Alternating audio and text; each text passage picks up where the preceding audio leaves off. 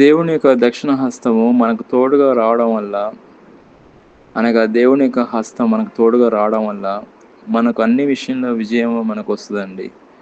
మనం బైబిల్‌లో చూసుకున్నట్లయితే, నిర్గమకాండము 15వ అధ్యాయం 6వ వచనంలో చూసుకున్నట్లయితే, శత్రువులను చెదగొట్టినట్లు మనం చూస్తాము.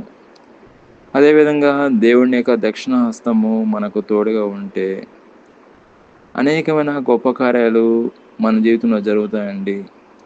ఎబేజు దేవుని యొక్క దక్షిణాస్తం రావడం వల్ల హెచ్చించబడినట్లు మనం చూస్తామండి. 2 వృత్తాంతములు గ్రంథము 30 అధ్యాయము 12వ వచనంలో మనం చూసుకుంటే, అక్కడ దేవుని యొక్క దక్షిణాస్తము వాళ్ళకి ఏక మనసు కలిగి చేసినట్లు మనం చూస్తామండి. దేవుని యొక్క దక్షిణాస్తము అనేకమైన గొప్ప కార్యాలు చేసినట్లు మనం చూస్తాము.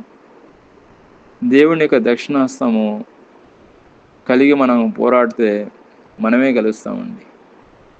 దేవుని యొక్క దక్షిణాస్తం మనం కలిగి ఉంటే, కలిగి ఉండడం అంటే మనం ప్రార్థన చేస్తే దేవుని యొక్క దక్షిణాస్తం మనకు తోడుగా, దేవుని యొక్క కుడి హస్తం అనేది మనకు తోడుగా ఉండి, మనకు అన్ని విషయంలో విజయం చేకూరుస్తాడు దేవుడు.